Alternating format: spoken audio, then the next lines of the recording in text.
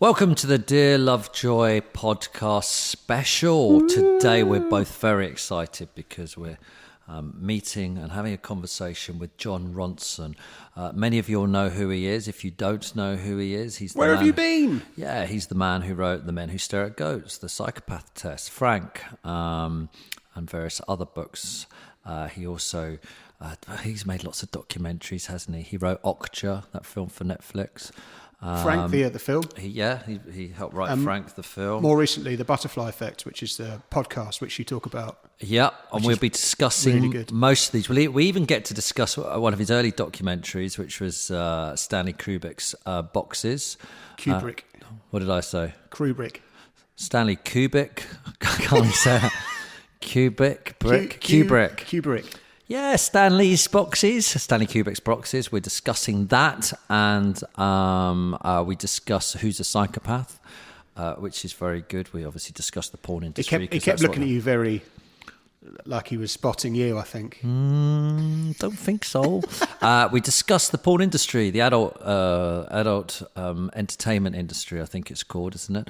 Which is to do with the butterfly effect. We discuss all sorts of things. It's just a fantastic... and let's not forget his deadly rivalry. Should we say this? No, we won't say who it is, but there's another... His nemesis. There's another person in the industry.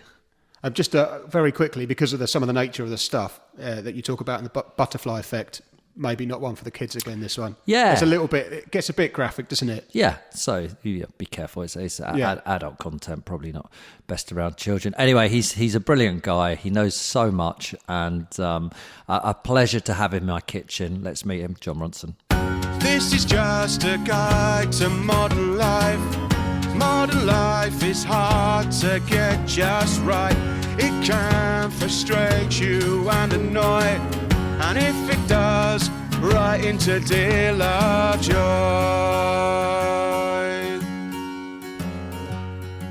Hi Jon, welcome to my kitchen. Thank you for coming here. Tim, it's a pleasure to be here. First thing is, I bought you a present. I buy all my guest presents. And I tell you why I bought you this present, because when I met you on Sunday brunch, I was thinking, you've seen and witnessed and met so many horrible people in the world, I think, or disturbed people, that I thought you needed something nice in your life. And Heyman Sumin, you might have this book. Have you got this book? No, the things you can see only when you slow down. So he's a monk from South Korea, and I met him when he came on my show, and he's just, everything he says is very peaceful. Right. And this book, you will love this book. Take it with you on your travels. Thank you so much. It's in my top 5 books of all time, because every time I feel a bit sad, I read that. And it's just very wise words about life. Buddhist words, basically. Right. So enjoy that in your travels. Well, thank you. Yeah, I could do with being a little bit calmer. You do get to meet quite a lot of... Yeah. What's the word I'm looking for? Ugly people, as in... Yeah. Can I say so? So I just spent a year on porn sets in California for this podcast, The Butterfly Effect, where it's not. I mean, it's actually full of really lovely people. The porn world is a surprisingly kind of collegiate and lovely place. Anyway, a couple of days ago, my producer Lena, who I was on all of these porn sets with, said that she was at an event, and somebody came up to her and said, "Can I ask you a question?" And she was like, "Yeah." And he said, "What's it like being on a porn set with Jon Ronson?" And I said to Lena, "That's such a niche question. It's like, what's it like being at an execution with David Sedaris?" Right. Well, we'll get to the Butterfly Effect a little bit later on. Okay. But where do you live now? You're based in over there, or over here? I live in New York. Yeah. Why? Whenever I'm back in London, I'm sort of like, why do I live in New York? Why do you live in New York? I like it geographically. I like the fact that I'm halfway between London and Los Angeles, because I think I probably love London and Los Angeles more than New York. So living halfway between the two in a way is quite good, because it means I can go back and forward. So that's one reason. I like America. It still is very romantic to me, the idea that I can get on a plane and 2 hours later I'm in Cleveland or these kind of, mysterious, these places are still kind of mysterious to me. So there's that.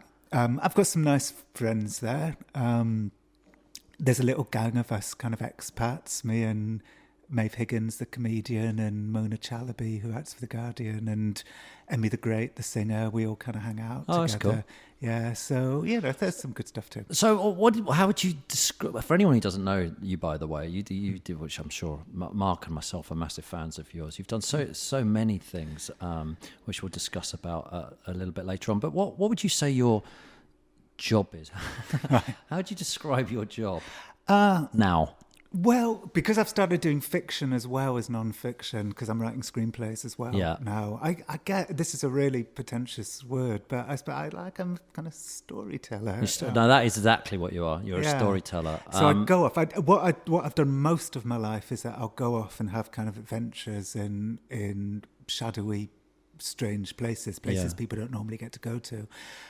And then I try and, tell stories about them, which are both about those places, but also hopefully they have the adventures have a sort of resonance about the whole world. So it's not just about me going off to a Ku Klux Klan compound or Broadmoor and tell a story about, what I found there. But it's also a story that kind of, sheds light on more than that. That's what I've written here. Jon tells good stories. That's one of my questions. That is your job. Jon tells good stories, because you do, and we'll talk about the butterfly effect later. But it's like when you start, you just feel like you're starting. You're opening the page of a story. It's fantastic. I really did enjoy that. So, how did you get your job in the first place, then? How did you create your being Jon Ronson? Actually, I do remember. So when I was in the mid-'80s, I was the social secretary for the Polytechnic of Central London. Yeah. And in fact, the social secretary at our neighbouring college was Ricky Gervais. So, wow. Yeah, so me and him used to, share bands and stuff. Cool. Yeah.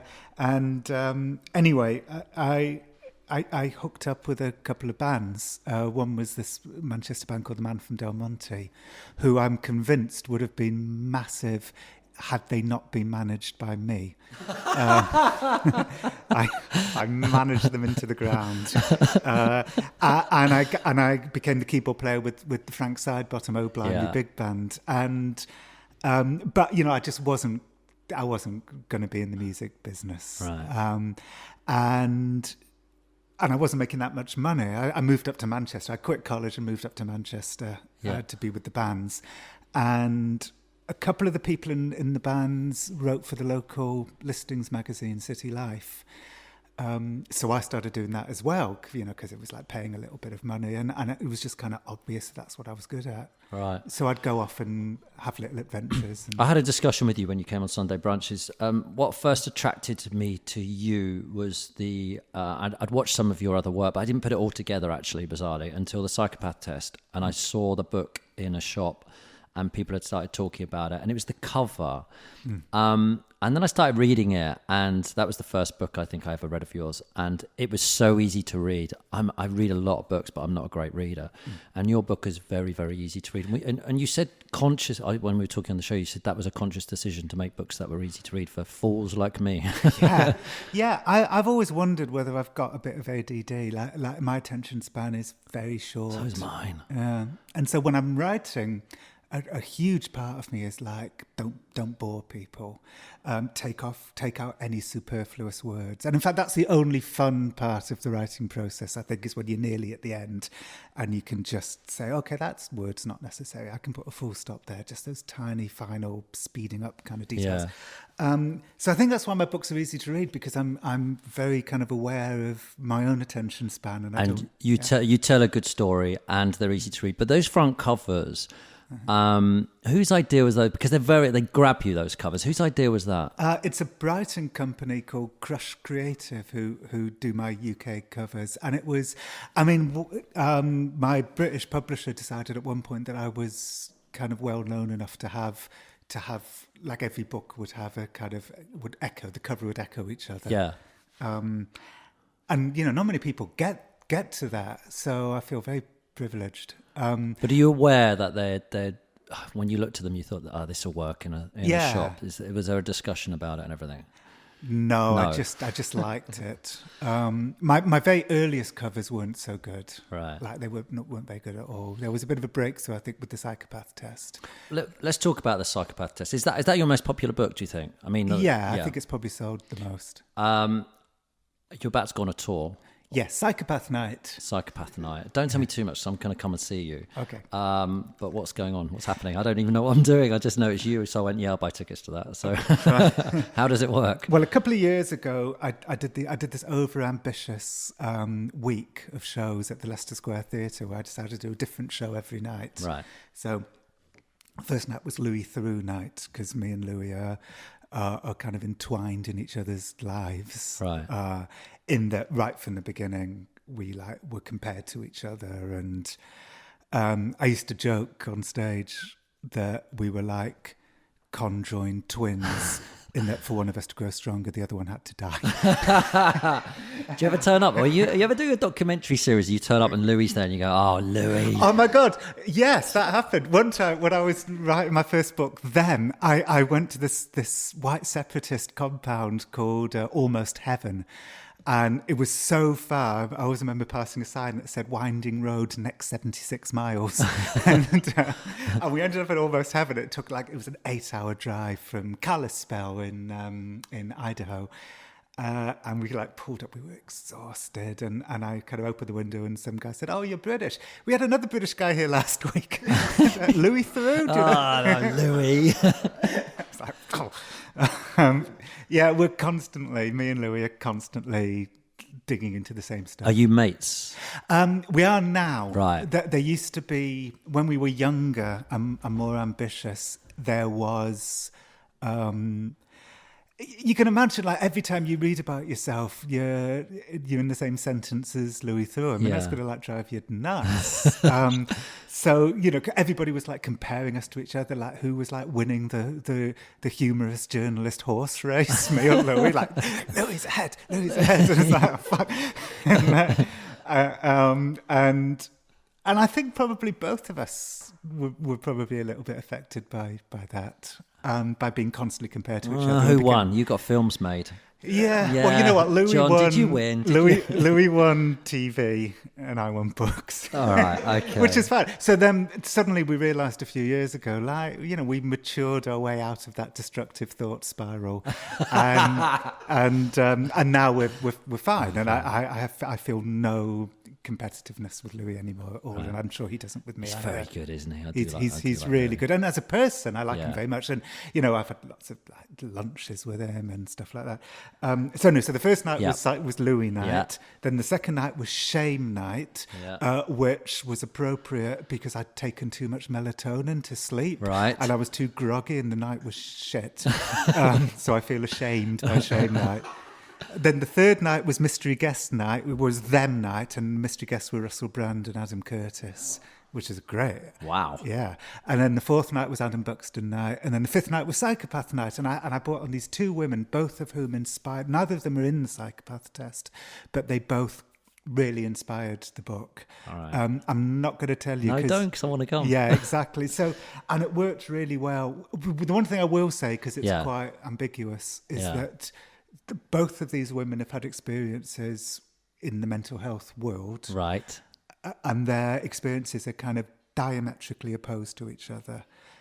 And they're not the sort of people who you would imagine should be on the same show, because, but they work brilliantly on the same show. There's something amazing about Psychopaths, though, isn't there? We love that word. And as soon as the show finished, when you came on Sunday brunch, my mum phoned me up and said, I want to read that book. Oh, wow. And it's really strange because it's not the sort of book I'd imagine my mum to read, but she likes the idea. She said, I spent the whole of my career working with psychopaths. Right. My mum was quite a strong woman, and she had a good career in sales. And so she believed that everyone around her was like, maybe my mum was, who knows? But can you now spot a psychopath, do you think? I think if somebody acts very psychopathically, murders me. No, I'm kidding. If somebody acts in a way that's really straight out of the checklist, I can spot it. I was telling this story to somebody the other day, a few years ago, actually a long time ago, because my son was a baby and he's 19 now. I got into like a road rage incident in Froome, and we were on our way to Babington House, which is this like fancy place near Froome, and I got into this road rage incident. This guy was like, this boy racer was like speeding up, and anyway, I pulled in. We didn't know the way, so I was driving pretty slowly. And I pulled into Babington House, and then he pulled in behind me, and he leapt out of his car, and it was this very kind of handsome, buffed guy, blonde hair. And it's like he came out and was like squaring up to me, like, "Why the fuck were you like driving so slowly?" And I said, "Is it all right for me to swear on this podcast?" Yeah, fine. Okay. Yeah, I said, "I've got a baby in the car," and he said, "I don't give a fuck about your baby." And then it turned out that he had been one of the personal trainers at Babington House, but he'd left the job, but he was still going out with the woman who was managing the place at the time. So I said to her, like, "I want you to, like, this guy like really accosted me," and she said, "That's my boyfriend." And I said, "I want you to call the police," and she's like, "No." I've never told the story before. Right, by the okay. way. I said, I've spent time with like Nazis, like I've been with the Ku Klux Klan, I've been with white supremacists, I've been with, militant Islamists, and, this guy is dangerous. This guy's more dangerous than Nazis that I've been with. You should be careful. And I had no idea what happened to the two of them as a relationship. But, all of the things that happened there, the kind of grandiosity, the lack of empathy, the impulsivity, like all of the ways he acted was straight out of the Psychopath checklist. Yeah, well, actually, it's interesting because when I first read the book, I thought that's what I was going to get, just a checklist of what a psychopath was, and then it turns out to be nice stories instead. So it's a fantastic read.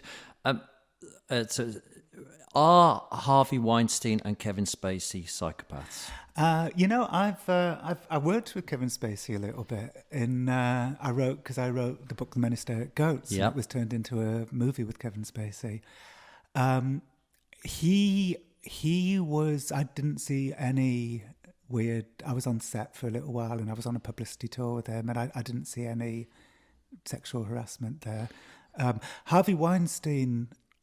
It's kind of, I should caveat this by saying it's kind of psychopathic to label people from afar as psychopaths. There's a kind of lack of empathy there. But, one of the items on the checklist is promiscuous sexual behaviour. Another is lack of empathy. Lack of empathy is like the big one. Just came out last night that he was hiring ex-Mossad agents. Did you read this? No. Ronan Farrow, who's becoming this like incredible investigative journalist, Mia Farrow's son, has just brought out this thing about how Harvey Weinstein was employing Mossad agents to spy on the women. Who are they? Like Israeli Secret Service. Right, okay. Yeah, to spy on the women who were making accusations against him. I mean, gee, whoa. So, all of those things, I can't tell you whether or not Harvey Weinstein's a psychopath, but I can tell you that thing that he did and that way that he behaved are all straight out of the psychopath checklist. I suppose Kevin Spacey as well, he's in trouble because of Frank Underwood. The character is obviously a psychopath or a narcissist or something, and so Kevin Spacey, everyone knows that's his latest role that everyone knows him for, and we're all thinking that's who he is. Yeah. Well, okay, so I think there's a lot. I mean, it seems that Kevin Spacey was a kind of serial offender. Unlike, what's happening at the moment is people who absolutely and categorically deserve it are being taken down, like Harvey Weinstein, and it seems Kevin Spacey. There's so many accusations that come out, but as always with these things, then it gets there's this list in New York circulating called the Shitty Media Men list. Have you heard of this? No, I haven't. No. Okay, so in the wake of Harvey Weinstein, a bunch of women in New York put together this spreadsheet called Shitty Media Men, and it's like a list of men who have behaved inappropriately in the New York media. Anyway, it says at the top of the list, do not show this list to any men. So I had to find a gender traitor. Let me see the list. So I've seen the list. Right. anyway, the accusations on the list are everything from rape through to creepy DMs. Right. So, this is obviously, the problem when DMs being direct messages. Yeah. So this is the problem when something like this happens, is that, the list is okay because it says at the top of the list, like, these are all unsubstantiated rumours. Right. Take these accusations with a grain of salt. So this list isn't irresponsible, and it's not supposed to be circulated. So it is responsible, but when you've got a list which conflates really serious accusations through to sort of, not that, slightly creepy accusations, that's rife with problems. But I'd say that's a kind of small criticism for the fact that, I've spent a lot of time in Hollywood, and I've met some absolutely lovely, delightful people, and I've met some monsters.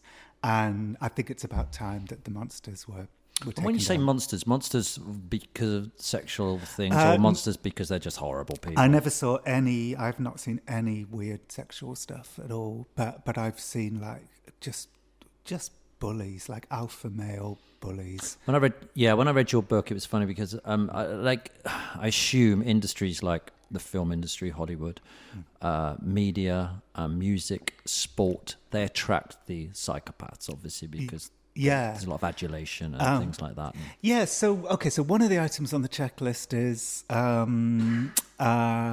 need for stimulation, proneness to boredom. So I think if you take that one seriously, then I think it's wrong to think of psychopaths as being like Richard Branson, for instance. I can't imagine as a psychopath because, somebody who's kind of spent their life building up, slowly building up. The psychopaths are attracted to kind of quick kill businesses. Right. Get in, make a fortune and then get out again. So hedge funds, journalism. Yeah. Media, because when we all read your book, I think you talked about a few cases of people in the media and TV, and I worked in the TV when it was rife with coke and whatever else was going on at the time, and you saw these people and you were like, my God, there's some really, and it sort of resonated with me that there were these people who I don't think they can exist anymore because there's too many checklists. But I suppose with the sexual stuff that's still happening, but with the other sort of the bullying behaviour is stopped in the media. I don't know about Hollywood, I doubt it in Hollywood, but. Yeah, well, actually, I was saying to somebody, because I was just in Los Angeles last week, and every meeting I had, everybody was talking about the whole Harvey Weinstein thing. Yeah. And who's going to be next? Hollywood is kind of rife with this. And I said to one of them, like, if you put the sexual stuff to one side, you've got all of these like young up and coming producers who kind of want to emulate Harvey Weinstein in terms of like being this kind of bully, alpha male, sort of biggest dick in the room kind of thing. And I wonder whether that might be, that might die out a little bit, and that could be another legacy of the takedown of Harvey Weinstein. And I hope so, because I can't stand people like that. And I've been, I've never been a victim of any kind of, sexual stuff, but I've definitely been a victim of that kind of bullying stuff. Is it a power thing? That's Bill Clinton, Monica Lewinsky. Is that a psychopathic thing to do? Because he sort of used her, abused her, and then denied it all, etc. Is that is that on the from afar, John?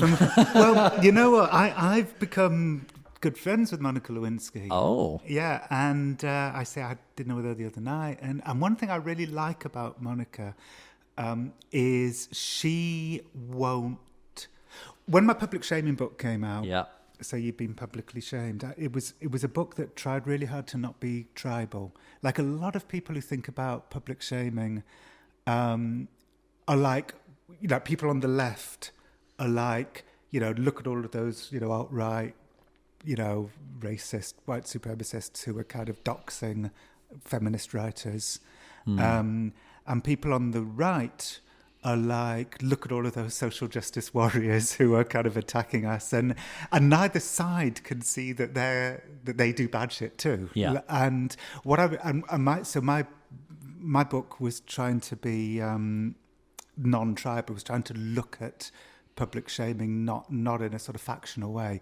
And what I really like about Monica is that she feels exactly the same way. And whenever anybody's ever asked her about the Bill Clinton thing, she says, like, yes, he abused his position, but this was a mutual relationship. So, yeah, she's really good at not. Because in the 90s... But the denial, though, John, which he said, no, nothing to do with me. I didn't happen, nothing. That surely is slightly psychopathic, that behaviour. Yeah, well, pathological lying and not being embarrassed when caught lying, that's on the checklist. So I keep going back to the checklist because that's the sort of industry definition. How many points are there on the checklist? 20. 20, that's right. I very clearly remember Robert Hare saying, it's not just pathological lying, it's the lack of embarrassment at being caught in a lie. That's a real kind of telling sign. Do psychopaths like being psychopaths? Yeah, I think by and large, most of them do. There's no empathy, there's no guilt, there's no remorse. I'm just better than you.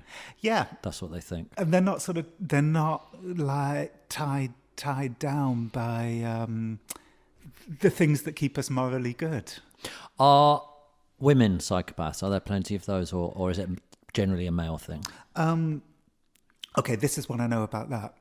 In the old days, when I say the old days, I mean up to about sort of 2012, 2013, there were 5, I think I'm right what I'm about to say, there were 5 units for psychopaths in Britain. They've been closed down now. They're called DSPD units.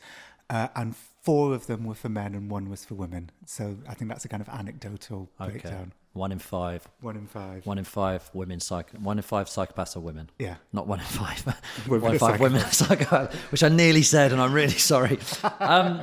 How many psychopaths turn into killers then that we think? Because Jeffrey Dahmer's of the world and things like that. How Fred West's. I think not very many at all. No. In fact, when you look at the checklist, there's only, of the 20 items, only 1 or 2 of them allude to violence. Right. So I think it's very easy to you basically have to score on like 15 of the 20 items to be labelled a clinical psychopath. Right. And so you can be kind of manipulative, deceitful, but not violent. I'd say most. The large majority of psychopaths aren't violent. Are you created or are you born a psychopath? Well, this is a very big and interesting topic. So Robert Hare, who's like the king of psychopathy study, would veer towards you're born that way. It's like you're another species. Anti-Hare people, and there are anti-Robert Hare people, would say, that's a really unfair way of looking at humans because you have to look at what happened in somebody's childhood. So there's an eminent psychiatrist called James Gilligan who said to me one time, I talk about it, I meet him for So You've Been Publicly Shamed, and he says he spent his life in secure hospitals and high security prisons in Massachusetts. Yeah. And he said that every murderer, pimp, violent criminal that he has met was harbouring a central secret, and that was that they felt ashamed, deeply ashamed of things that have happened to them in their childhoods, parental abuse and so on. And the worse you're treated as a child, then the worse you behave as an adult. And then he said to me, I'll never forget this, he said, all violence is an attempt to replace shame with self-esteem, which doesn't obviously mitigate. And he's had to spend his life saying to people, that doesn't mean, that doesn't mean that I'm... There's a famous case in America where a guy ended up going nuts, shooting lots of people, and in his suicide note he said, please examine my brain, I don't feel normal. Right. So they cut him open and he had a blood clot in the brain, and that's led a lot of people to think that when you kill which is a tough thing for humans to get around this, by the way, but if you kill or you do something bad, that it's not really your fault, it's what's happened to you as a child, or it's because you've got a blood clot, and then you've got to start asking the question, can you fix it? If you can fix it, then is that person guilty? So we've got a lot of problems with this coming now in the future, because we're looking more at the brain and how we are actually machines taking inputting data, and how we use that data is potentially not our fault. Yes. And of course, there's the famous story about Phineas Gage, this 19th century railway worker, and I can't remember who he was, and, perfectly nice and a lovely guy. And then there was an explosion. He was building a railway track, and a shard of metal went through his brain and affected his frontal lobe. And his personality totally changed. He became like vulgar and disinhibited, and for neurologists, he's like a sort of ground zero of how brain injuries can change your personality. I said, when I was on the Robert Hare course teaching me how to identify psychopaths, I said to somebody there, like, shouldn't you feel sorry for them? Like, if it's a brain anomaly, if it's not their fault. And he said, why should we feel sorry for them? They don't give a shit about us. Yeah, but this is a very complicated. It's complicated. A fascinatingly complicated area. It is, and it's going to change as we learn more about the brain. And this is the thing, we're going to have to start sort of looking at it and thinking, whose fault is it? Yeah. And in the end, you bring your own baggage to this. Like, I'm a sort of humanist, so I veered towards the whole James Gilligan, violence is an attempt to replace shame with self-esteem. But that's because I've got my own liberal humanist baggage. Somebody else who's been like married to a psychopath, they're not going to, they're not going to feel James Gilligan. They're going to feel Robert Harry. Apparently, as humans, also we I've got no facts to back this up apart from I heard it on a podcast, which is where I get most of my stuff from. But apparently, as humans, we quite like revenge. We like that feeling, which is why we used to. I mean, I can't believe people used to do it, but they used to go and watch hangings and hung, drawn, and quarters. And people used to turn up to watch them because they felt good that someone bad was having something done to them. It's go back to your book, which we'll talk about a bit in a minute. So you've been publicly shamed. I think it's part of that. Oh, I feel really good because I'm bringing that person down. We feel you discussed that in your book, and I think that's an interesting side of things. If we decide that people are killing people or hurting people and it's not their fault, how are we going to get our revenge if we can't? If we try to fix them with doctors or medicine rather than go right, going to stick them in prison, we're not getting our revenge then, are we? Yeah, exactly. I should read this book that you gave me. Yes, you can see only when you slow down. Exactly. What is the difference? But I was just going to say, actually, Alfred Hitchcock probably did more to create the psycho with the film Psycho, the psychopath, and how we feel what a psychopath is. Is that true, do you think? With that film, it became so huge and everyone just assumed psychos were all killers. Well, okay, I'll tell you some things that psychopaths aren't. They tend not to be delusional. So they know, like, they don't have hallucinations. They can't be made better with medication. They're not psychotic. I mean, there's probably people out there who are both psychopathic and psychotic, but psychosis isn't an item on the psychopath checklist. So it's more sort of, being psychopathic is more kind of personality trait. There's an absence of empathy, but it's not a mental illness. Right. Like psychosis is, which makes it much harder to treat. What's the difference between a psychopath, a sociopath, and a narcissist? They all seem to be all the rage at the moment. Yeah, well, okay, so basically, it's all... Take narcissist out of the equation for a second. Right. When you look at the definition of psychopath and sociopath, it's basically the same thing. Right. And when the Psychopathy Test came out, I did This American Life of it, and they got a fact checker to try and answer that question, and they came up with the same thing. There's no real difference between psychopath and sociopath, but there is, I think, a difference between that and a narcissist. Narcissist. Well, we had Will Storr on the podcast not so long ago with his book Selfie. Yeah, I'm a big admirer of Will Storr's. His book is great, all about how we became self-obsessed, and we discussed narcissism in that because you can create narcissists by telling them they're brilliant or by neglecting them. They're kind of two different ways of going about it, apparently. Right. And because we live in a world, especially America and places like that, where we go, "You're brilliant, you can be great, you're the best." Mm-hmm. We may maybe potentially have a president of the United States as a narcissist. Yeah, people would say, has, or would he be a psychopath? I don't know. But yeah. Well, from afar, John.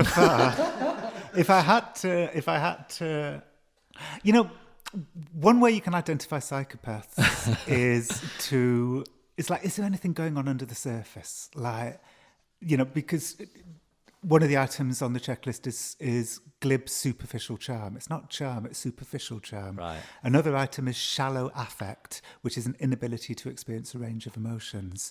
And you really do get this sense, like I've met enough high-scoring psychopaths to know that, one of the weirdest thing about a really high-scoring one is this eerie sense that there's nothing going on under the surface. You're just looking at, it's like this fake smile type thing. Yeah. I personally don't think that about Donald Trump. I think there's too much going on under the surface, which is more narcissistic, I'd say, than psychopathic. We had Mir Krieger on the podcast, and we discussed, he's one of the leading sleep experts in the world, and we discussed sleep deprivation and how eventually if you don't sleep for enough time, you start going mad. And we discussed Thatcher, who had 4 or 5 hours sleep. He said, well, you can't survive on that as an adult. And eventually, they're linking it a lot to things like Alzheimer's and dementia later on in life. You don't sleep enough. They're finding that now. But he actually sent me an email the other day because I talked about Donald Trump. We talked about Barack Obama, Clinton. They all finished their terms and they're exhausted. And they're sort of trying to look at correlations between bad decisions, bad ideas at the end of their terms when they're knackered. And he was saying that, I don't know whether they found them yet, but he sent me an article and someone had written about Donald Trump is acting like someone who's sleep deprived because he tweets in the middle of the night, and don't ever do anything in the middle of the night because that's when your brain's going a little bit. Oh, I've done that. I've woken up in the middle of the night, checked my emails, and then I've emailed fired somebody. Off. Yeah, and then the next morning I've looked at the email and it's like paranoid. It's like, are you sure they're giving us our share of royalties? Yes, never do anything late at night. Final one on psychopaths before we move on. Stanley Kubrick. I watched your documentary years ago, Kubrick's Boxes, which is brilliant. And I can't remember it all. And I must admit, I went online last night to watch it, and I can't watch it in full anymore. I think it's been taken down. Yeah. So I watched bits and bobs of it to try and remember. But I do remember, the stuff of the Full Metal Jacket's brilliant, where they're sitting there. And I do remember the photographs where he had his nephew, and he got to Manuel. It's a great documentary. That should be re-released somehow. Actually, you can. There is a way that you can see it. It is it's a special feature on the 20th anniversary Blu-ray edition of Full Metal Jacket. Oh right, okay, okay. So for anyone who doesn't know what it is, you basically he had thousands of boxes, and they let you open them. Yeah, and you made a documentary out of it. Yeah. And there was just bizarre stuff in there, like he would get the whole of Commercial Road photographed and sellotaped together rather than go there to look for somewhere to shoot. I can't remember what film it was. Eyes Wide Shut. Eyes Wide Shut. He'd rather look at a load of photographs than all. Was he a hoarder? Was he a psychopath? Was he a perfectionist? What was he? Did you decide in the end? Well, I've thought this a couple of times in my career, that the closer you get to an enigma, the more explicable. What's the word? No, explicable. Explicable. Yeah, like the more you can understand. Like the less mysterious an enigma is, the closer you get. And actually, I don't find Stanley Kubrick particularly mysterious anymore. I think a lot of the things that he did were very rational. I don't think he's a hoarder, even though he kept everything, but because he lived in this massive estate between St Albans and Harpenden. Yeah. And a few people, a few times, his family said to me, "We didn't have to throw anything away because we've got look at all the space we have. It's huge. Yeah. Stable blocks, porter cabins. So I don't think he's a hoarder. He's definitely not a. But he kept all his hate mail, didn't he? Or not? Fan mail. That was rational. So this is one of the things I thought. Whoa, how do you explain this? And it's like it was a box of fan mail, and at the top he'd written FP fan positive, FN fan negative, FC fan crank, and so the reason why fan crank was if he was ever killed, murdered, the police would have a list of suspects. And the FP and FN, that was a reason too, because if they were, he was really obsessed with making sure that like the film was projected properly. Like if the Albuquerque Odeon was going to be showing Barry Lyndon, he'd want to make sure that it was like being properly projected, like the way that he intended it. As a perfectionist, he was definitely a perfectionist. Yeah. So then what they'd do is they'd go to the FP box, find somebody from Albuquerque and say, will you do us a favour? Will you go to the Odeon and make sure that the film is looking good? Oh, right. Yeah. Okay, that's good. Yeah. How many boxes were there? I remember Jan Hall and his brother-in-law said to me 1,000. Did you halfway through think, was every moment when you opened a box going, this is brilliant, or were you halfway through going, why have I taken on this task? The latter. It took me a good few years to go through every box. I do think I saw everything by the end. You know what? At one point, a lot of the stuff was moved to the University of the Arts London in the Elephant and Castle. Yeah. Christiane Kubrick sort of... It was too much like the ghost of Stanley sort of hovering over the house. Right. She said all of these notepads are getting like more and more faded and the person's like so dead, when the paper's gone yellow. So she donated a bunch of the stuff to the University of the Arts London. And I remember I went there after it had been moved and there was this shelf and somebody had written on the shelf, like on a Post-it note, don't allow Jon Ronson to see any of this stuff. So I then immediately looked through all of it.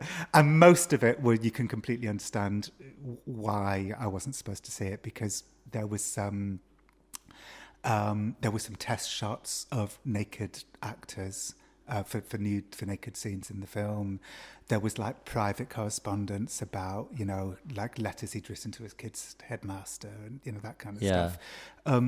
But there was one little box and it was memos. And there was like loads of memos. And it was things like, please ensure there's a supply of melons in the house at all times. Right. And I sneakily moved the memos from the don't show to Jon Ronson to the it's okay to show Jon Ronson. Into the documentary it went. Yeah. So your final conclusion on him was genius? Yeah. I mean, and you know what? It's like Jan Harlan said to me one time, like, don't question his working method, because we all have our working methods, and that's true. We all have our different ways of working, and his was probably a bit more extreme than other people, but it was a working method. That's just what it was. Yeah. Geniuses, Fabian. Tillman. Is Fabian a genius? I'll have to explain who that is quickly. The Butterfly Effect, fantastic documentary you did. Yeah, which is just now available on iTunes. We've taken it out from behind the Audible paywall, which is where it was for 3 months. But it was free. Yeah, but I got it for free. I couldn't believe it. I know. I kept looking over my shoulder going, why am I not paying for this? Yeah, that was Audible's decision. Like the deal I had with Audible was that, they'd pay for it, and in return it would stay behind their paywall for 3 months. But then I think they just decided to make it like, I don't know, I guess like bait. Like you get it for free and then you'll subscribe to Audible and get all of their other stuff. And so that was their idea. Do you know if it worked for them? Yeah, I think it did really well. It did. It got to number 1 in the audiobook charts in both this country and the United States. How long did it take you to make? A year and a half. Okay, so it's about the adult industry and... why don't you just tell us the beginning of it and then we can get to Fabian, because it's a great story for anyone who doesn't know, and it's the top of your podcast and on the trailer, so you might as well tell us. Sure. So this was in about 2013, I think, 2014.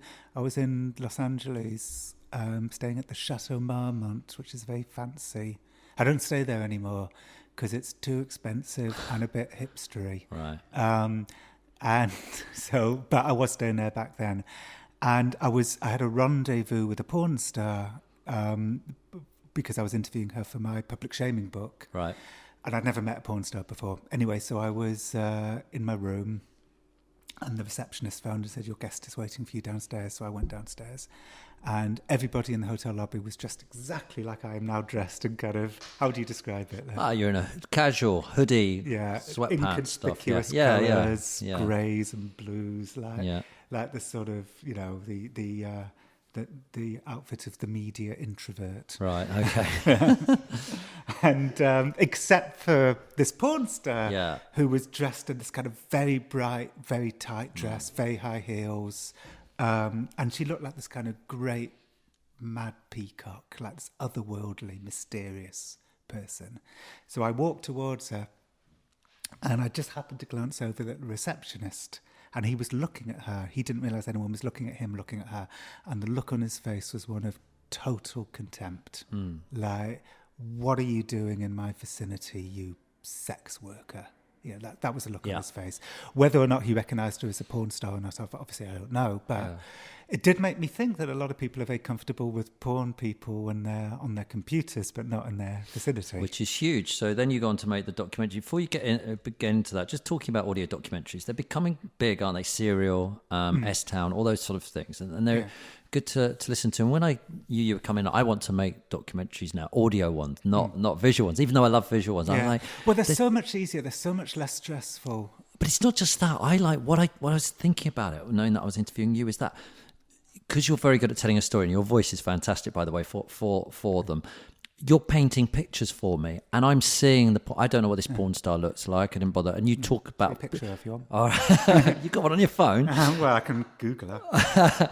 But what you were doing is interesting, because as you were going through all the porn stars that you meet on the journey, I actually didn't Google them, which would have been so easy. Right. I thought, I'm leaving this to what I'm thinking. My daughters read a lot of books, and they always say they hate it when anyone puts a picture in it, because it ruins the imagination. I'm about to ruin it by showing you a picture of the woman that I met in the hotel lobby. Okay, right. Yeah. So anyway, no, it's cool. That's cool. He showed me one with her clothes on, by the way. It was her just to let you know, save my blushes. So what made you decide to make that into an audio documentary then? Because you're a visual documentary maker. Why did you go audio? Well, I've gone off visual documentaries. Oh, why? I just don't like the stress of it. You know, I don't like the fact that if you go to, if you get on the plane from New York and go to LA, on a hunch that you might get a good, moment if you turn up at this porn set on this day. If you do, it's like, for Audible, for the podcast, it was just me and my producer, Lena. It meant it didn't cost any money. It just cost the plane fares.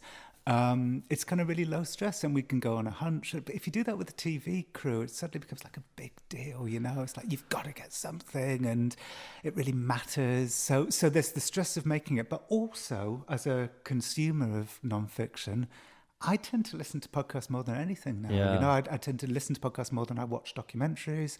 I definitely listen to audiobooks more than I read physical books, and I've always felt that you should work for things that you yourself are a fan of. Which is why we started doing this, because Mark and I love podcasts, and so we said, "Come, we got to go and make one." Yeah. And now people start listening to these, and what people love, because we were struggling being in broadcast. Both of us, Mark's got a radio background, I've got a TV and radio background, and being in broadcast, both of us kept on going, they have to be half an hour long, no more than that. And then we started doing the long form ones, which I'm doing with you, and we did with Russell Kane, and we're doing with all our authors and stuff. People going, "I love it. They could be longer." What? They're running an hour long, and they're going, "Yeah, we love it. We want more." It's great, isn't it? It's really good. You can be very structurally adventurous in podcasts. There's no gatekeeper. And that's another thing. I love having no gatekeeper. I'm sick of gatekeepers. Leave all that. Go on. What do you mean by that? Gatekeeper? Well, like permission to go off and do a story. Yeah. I hate that. And also, when you do a documentary and it's then got to be on TV, it's more people have invested in it. Exactly. They need financially, and then you get notes. And I did a documentary with David Beckham, and the notes kept coming back. We need more Victoria in it. And it's like, I want to talk to him about football and about what it's like to be, a British player in Spain and stuff like that. We want Victoria, but I understand there's nothing wrong with that. But I didn't want to do it. All. Notes are really important, especially if they're, given by thoughtful. Yeah, they're good. Yeah. But there's something. But saying that, I'm very good at being my own editor. Like I'm really good at. I have few genuine skills, but one is that I'm a very good fresh eye for my own work. I can go back to a piece of writing a couple of days later and instinctively know how to make it better. How often do you start an idea, documentary or book, and then give up on it because you realise it's going nowhere? It's happened a couple of times. It's happened a few times. It's always frustrating. We'll leave it. Go on. Well, I guess you just have to think, well, that's just part of the process, you know. So what I was going to say is that, podcasts are a place to be very kind of adventurous in terms of structure. So, the long form conversation like this is new. And then, but also the kind of opposite to that, which is what I did in the Butterfly Effect, which is very kind of intricate. Yeah. That's structurally adventurous too, because the entire series, I should explain, is let me go back to the hotel in Los Angeles for a second. So that look on the face of the hotel receptionist kind of piqued my interest, and I decided to start reading blogs written by porn people, because I was just curious about what their lives were like and what their concerns were, and the same name kept coming up over and over again, which was Fabian. There was a man called Fabian that they were all very annoyed with, and Fabian, to cut a long story short, was the man who gave the world Pornhub. So Fabian got free porn. Yeah, free porn. Fabian got very, very rich, and they all lost all of their money because of the tube sites.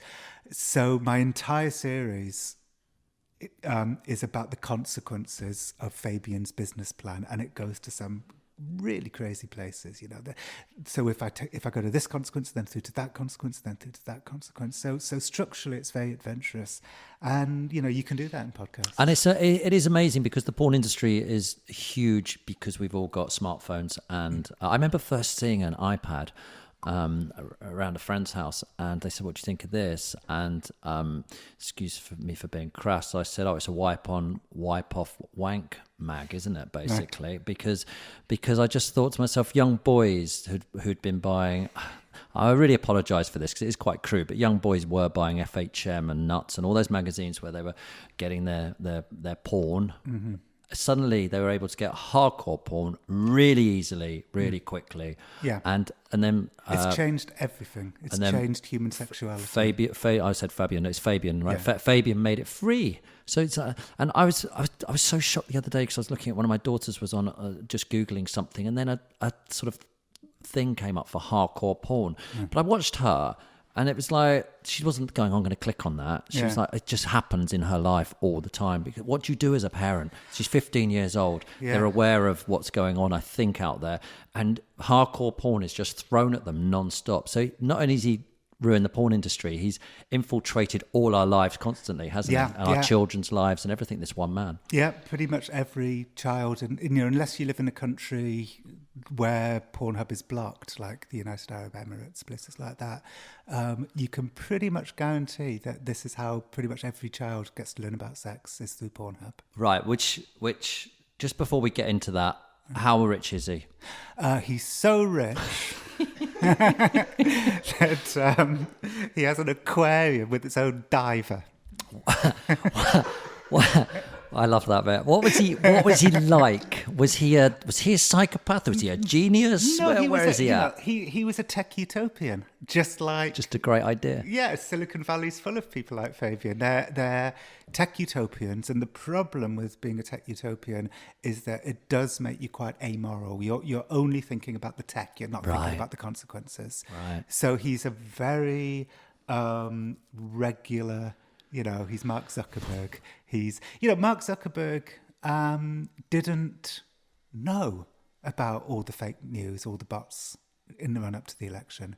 He didn't know. Right. Like he his platform massively changed the world, influenced the election. Yeah. And he didn't know. No. It's like that's the thing about tech utopians. They're interested in the tech. They're not interested in the consequences. So I don't want to give the documentary away because I think people should listen to it. It's really good. But just a few things just to pick up on there. You said it changed the way people have sex.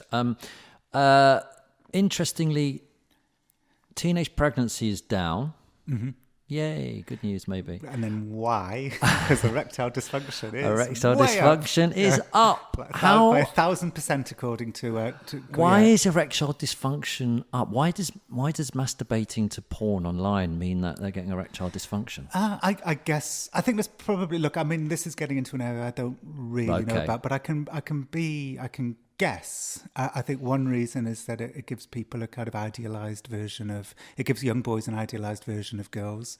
And when they see the kind of reality that, you know, not every girl looks like a porn star, that's going to mangle their psyche a little bit. I think another reason is that, you know, I think the way a lot of, you know, young kids consume Pornhub is to like click on this one for 5 seconds, that one for 5 seconds. You've suddenly got like 20 pages up. 20 different women in 20 5 different minutes. women. Yeah. And all of that's not how you have sex. Yeah. So I think it's to do with that. The takeaway from I've told you this, the takeaway from the documentary for me was the one which I was finding absolutely astonishing is that there's a group of men lining up to have sex with a woman on film, and they were all getting themselves hard by looking at porn on their phones, yes, rather than a naked woman who is actually in the room. Who, by the way, is Casey Calvert, who I've got to know very well and like her very much. You know, she's a very beautiful woman. She was just sitting there, and also very lovely and smart. She's one of the stars of The Butterfly Effect. Yeah. She was sitting there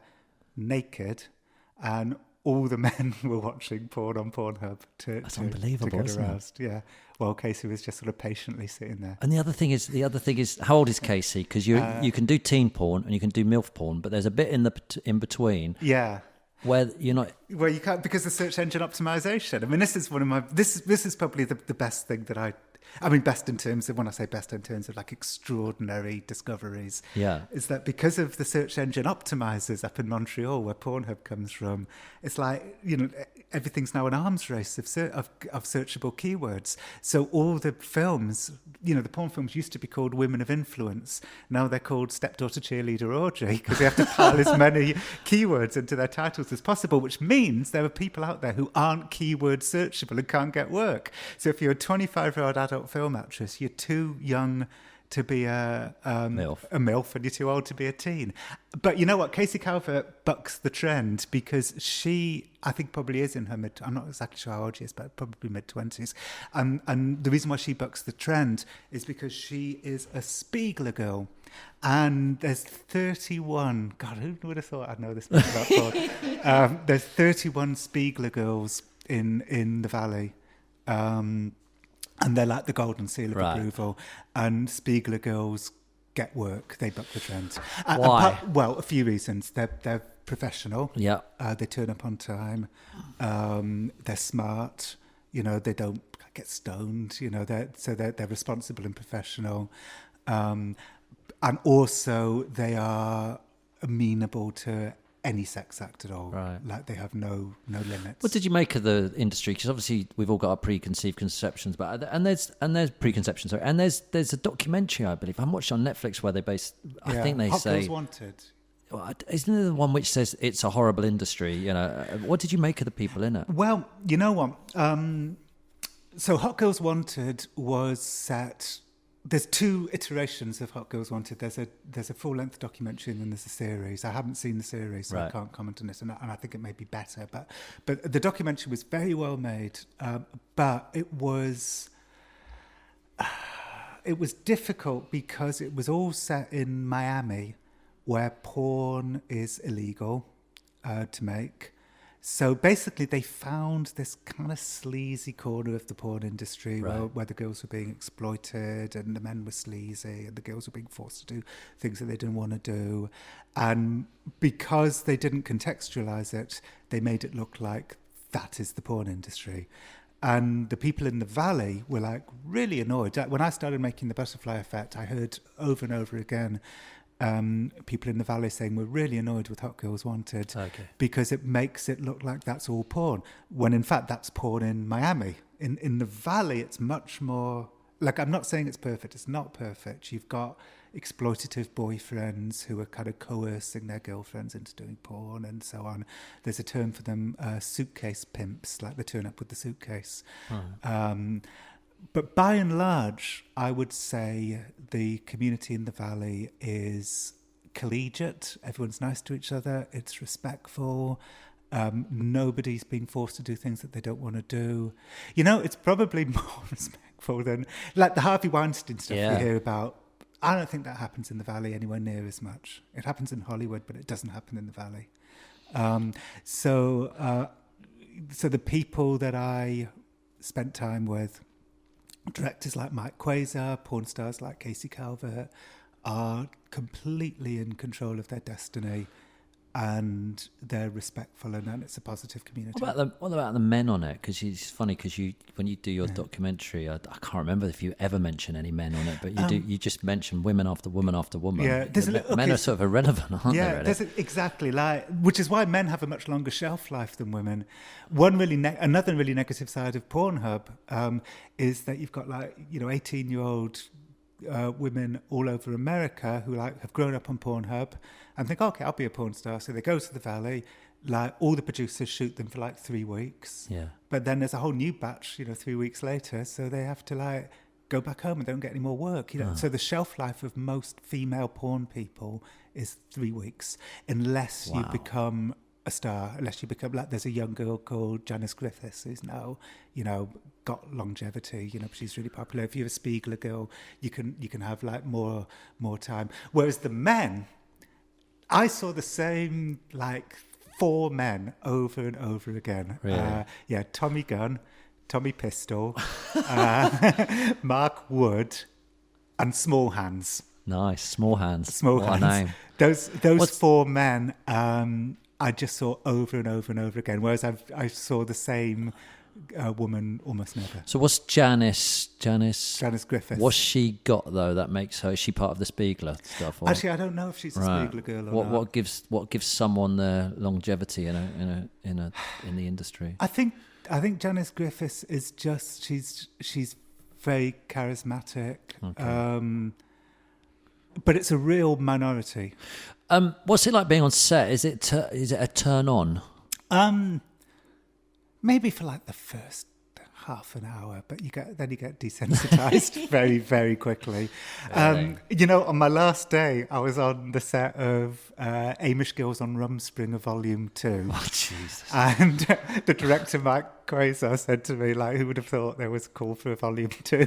He said maybe Volume 1 left too many unanswered questions. And I actually walked past, this is really funny, I walked past, they'd cut for a moment. Yeah. And I walked past I won't be too graphic here, but basically this young man and young woman were sort of stopped in the act of sex, and they were just sort of waiting for Mike to change shot or something, and I walked past them without giving them a second look, and they said to me, all 3 of them said to me, God, you're desensitized. You didn't even glance. What is the future of podcasts and documentaries then? How do you think? Do you think it's going to be a growing industry? I mean, we'll leave all the visual stuff to Louis Theroux. Yeah, let's leave it to him.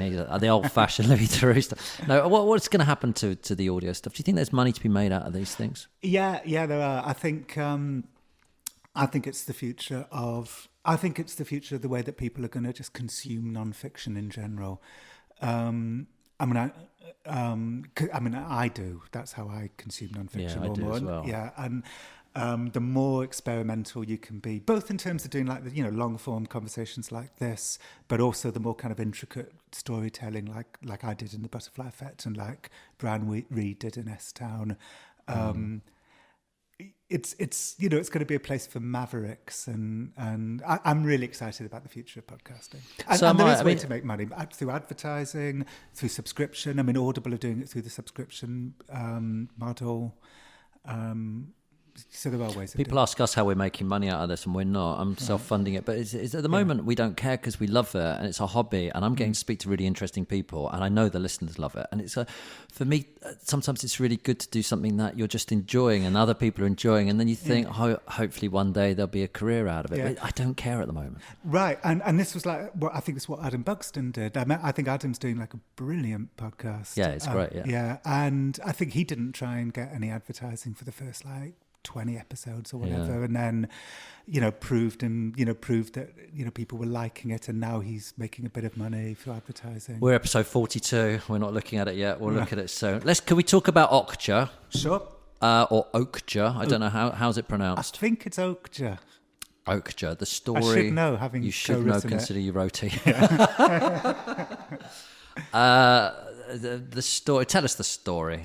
It's about a young girl whose best friend is a giant pig the size of an elephant, and the pig gets kidnapped by an evil multinational run by Tilda Swinton and Jake Gyllenhaal and taken from the mountains of Korea to America, where Mija has to rescue Okja before she is slaughtered for her meat. Two things about it which I thought were interesting. Number one, this is the before I watched it. Number one, the amount of people going, don't watch this if you don't want to be a vegetarian. And I thought that's such brilliant PR. Yeah. Because I did watch it. I'm still not a vegetarian, but I do understand what they meant. Kate Nash came on Sunday Brunch and said it turned her into had it turned her into a vegan or a vegetarian? It turned her into a vegan from a vegetarian, because after you told me that a couple of days ago, I tweet, because I'm a big fan of Kate Nash, so I took the opportunity to tweet her and say, that's so great. And she tweeted me back and said, thank you for making it. Oh, that's brilliant. Yeah, I'm a vegan. Thank you for making me a vegan. Yeah exactly. So, and the other thing about, so we'll talk about that in a minute, but let's talk about, first of all, that I like the fact that it was booed because the Netflix logo came up, and it was great PR as well. As soon as I found out something had been booed, I'm like, I want to watch it. Yeah. So that I was asleep. It was the 8:30 in the morning screening at Cannes. It was the very first ever public screening, and the journalists. It was journalists. This is why I think it's a slightly spurious. I think it's a fake controversy. I think it's fake news. Fake news. Yeah, because the room was full of journalists. It was journalists. Right. So because there's two. When your film's in competition at Cannes, there's basically two screenings: an 8:30 a.m. screening and then a nighttime black tie screening. Right. And the 8:30 screening's all, as far as I know, unless there's something I don't know, it's all journalists. So the Netflix logo came up, the journalists booed, and then they all wrote articles about how everybody booed. And and they weren't booing the film; they were booing the logo, the Netflix logo. When the Netflix logo, I was asleep. And I woke up and my brother had emailed me saying, well, I suppose all publicity is good publicity. And I'm like, well, what's happened? And then it took me a little while to work out that while I slept, this had happened. Oh, it's brilliant publicity, because for people like me who are completely hooked to Netflix and Amazon Prime, I'm like, I feel ownership to it then immediately. Well, it's my film. Yes, well, the black tie event in the evening, when the Netflix logo came up, everybody cheered as a response to what had happened that morning. Of course, because I like the future. I like it. It's I mean, I shouldn't say that really working in the TV industry, because Netflix is dominating now, seems to be. I mean, people are just, I mean, it's even a common phrase amongst children, let's Netflix and chill. I mean, that's amazing when you become as big as that. You know?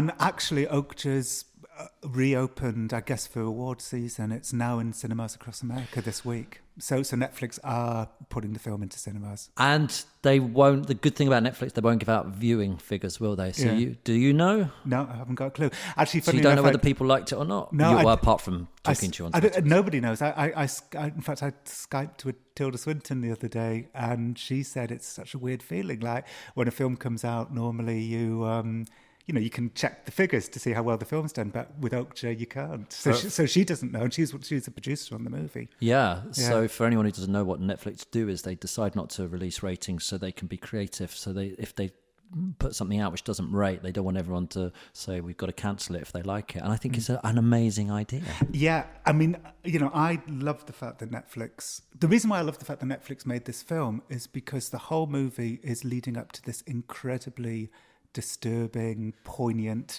upsetting, heartbreaking, but beautiful, complicated last 15 minutes. And before Netflix said that they would make Okja, I was getting the sense that it was going around all the major studios in Hollywood, and they were all like, we'll make this film if you change the ending. Right. And my heart was sinking because the ending was perfect. It was, and then director Bong, the director of the film, emailed me and said, it's all okay. It's happening. Netflix are going to fund it and they don't have to change a thing. Tilda Swinton scares me. Is she scary? She is so lovely. I've spent quite a lot of time with Come on, with you were Tilda. scared when you first met her though. The first time I met her was over Skype.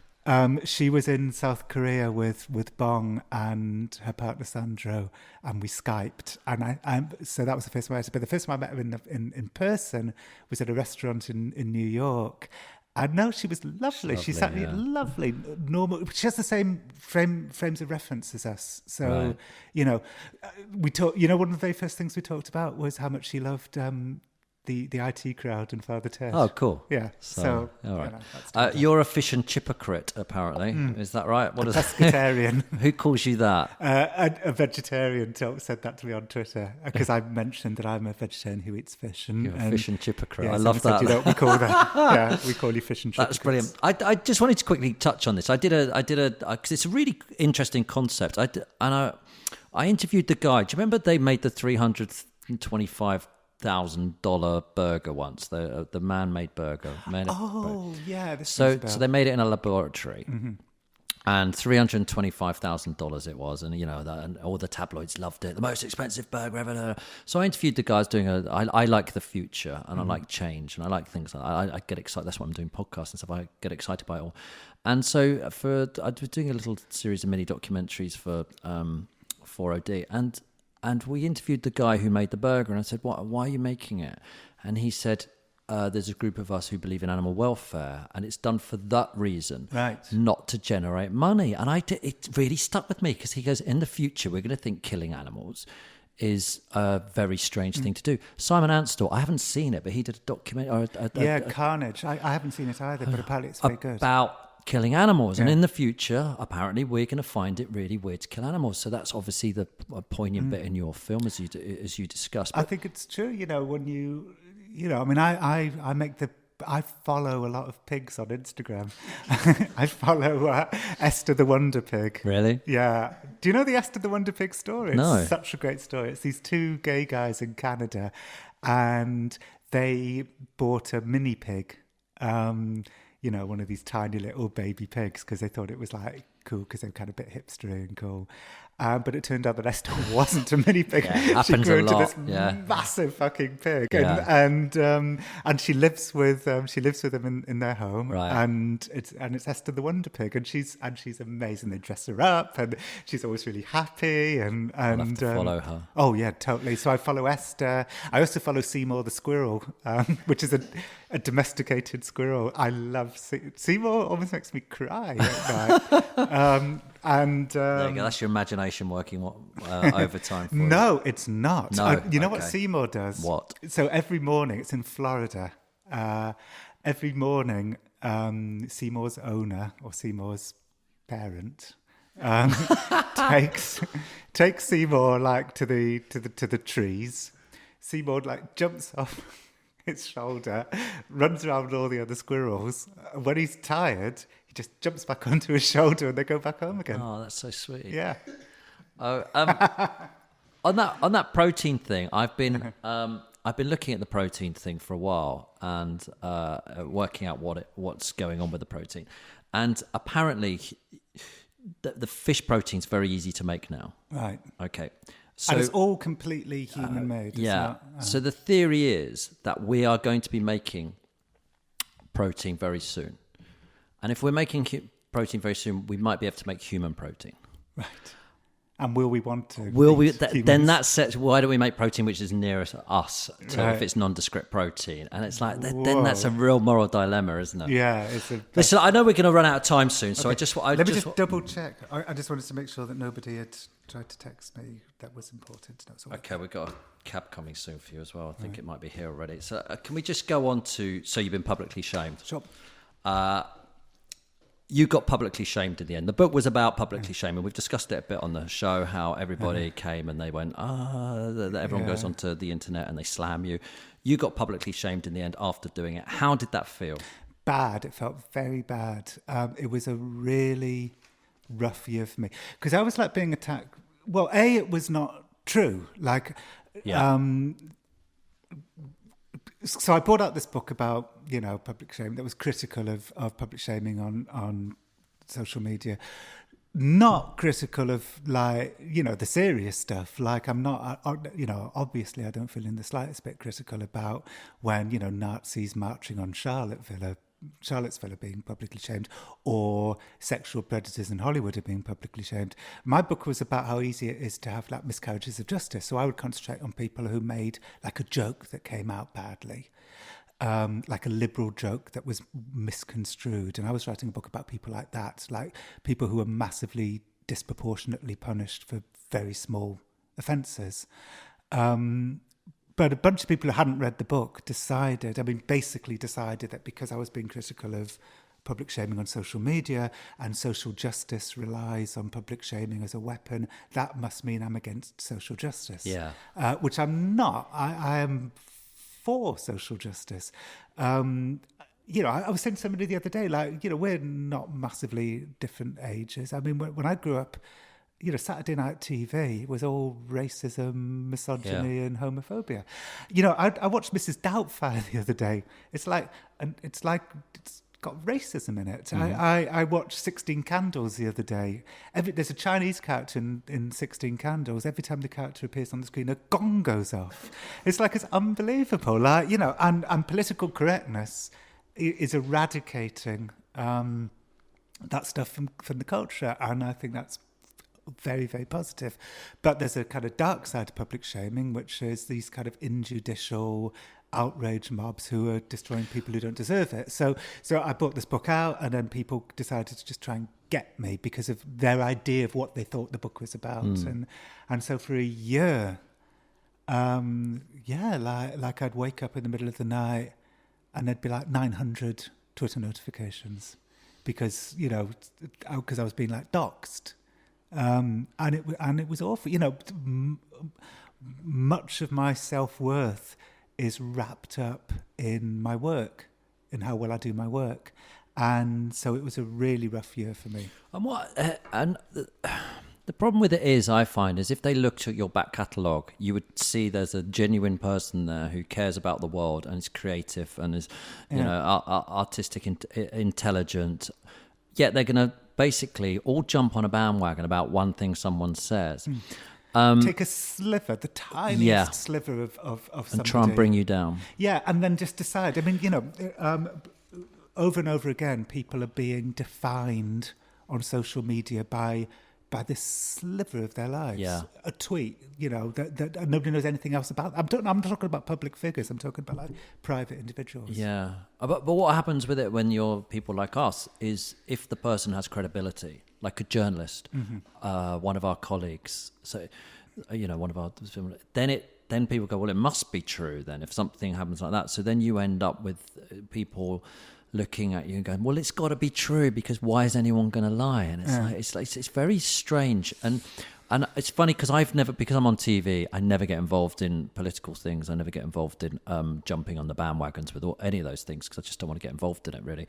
I think I've got too much to lose, really. But were you one of the people originally who were jumping on going, he's got to go, get rid of him and all that sort of... I think I was at the very beginning when public shaming on social media was very new. I remember a few things happened that felt, very positive. I remember there was this pregnant woman who belonged to LA Fitness.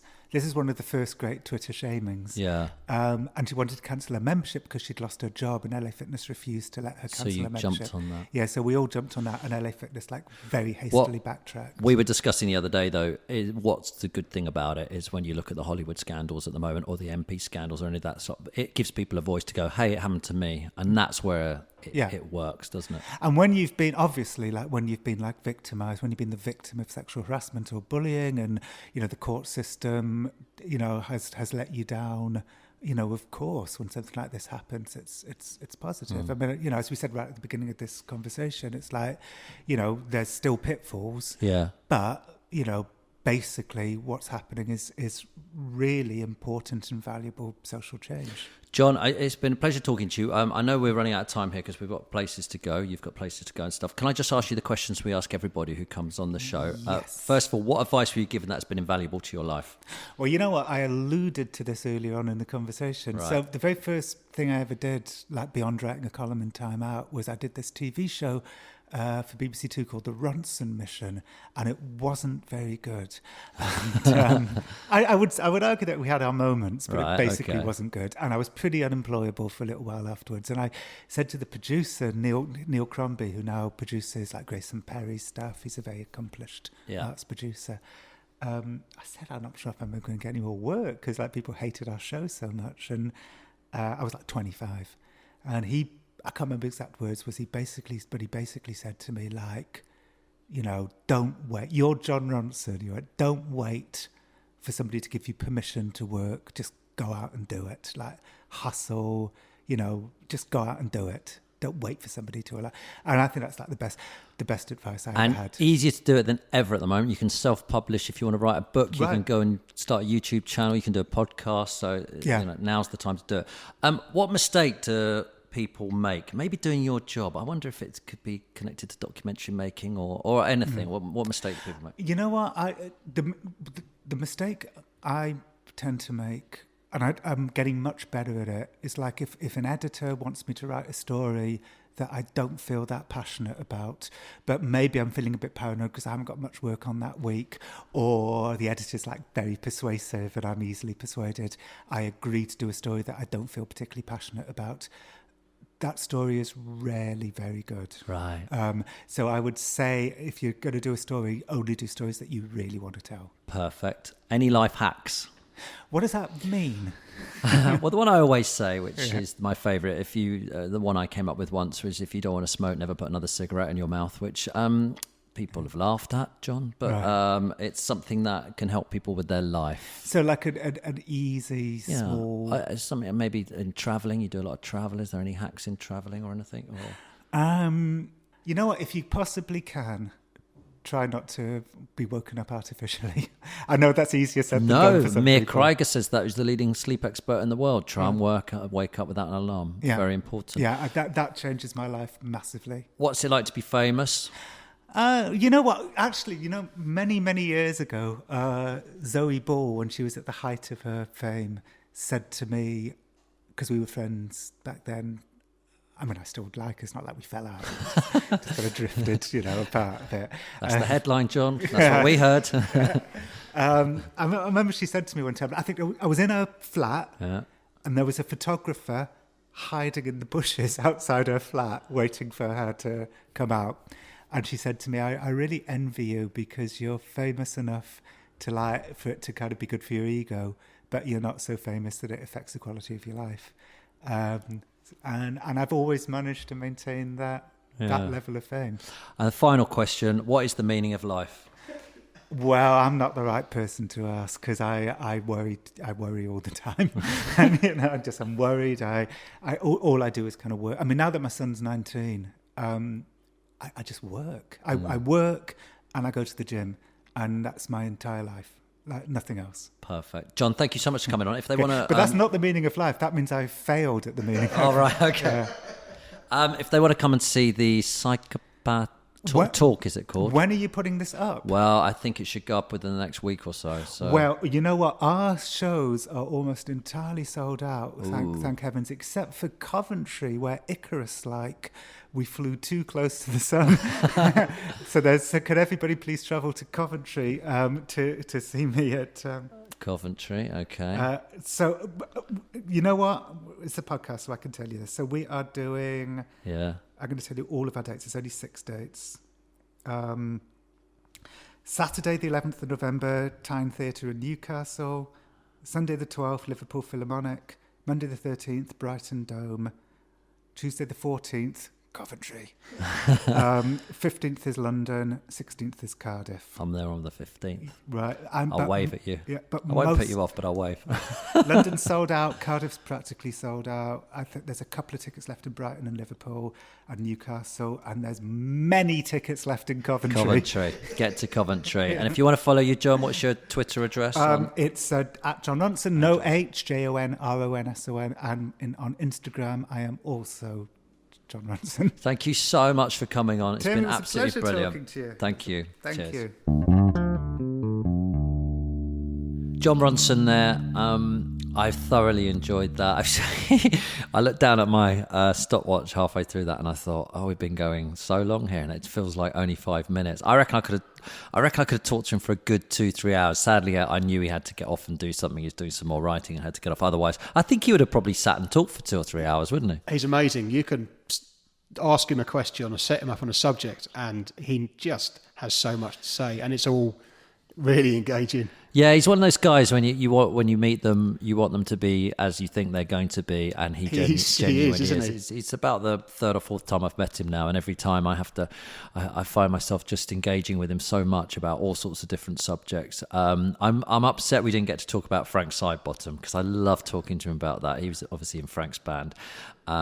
So next time we get him on, we've got to get him on and talk about that. And I wanted really to talk to him more about you've been publicly shamed, but I think we got a lot out of it. Oh, yeah. So I'd like, he knows so much about that subject, and it's so interesting because we're all attached to social media, and it's not going away. Definitely not going away.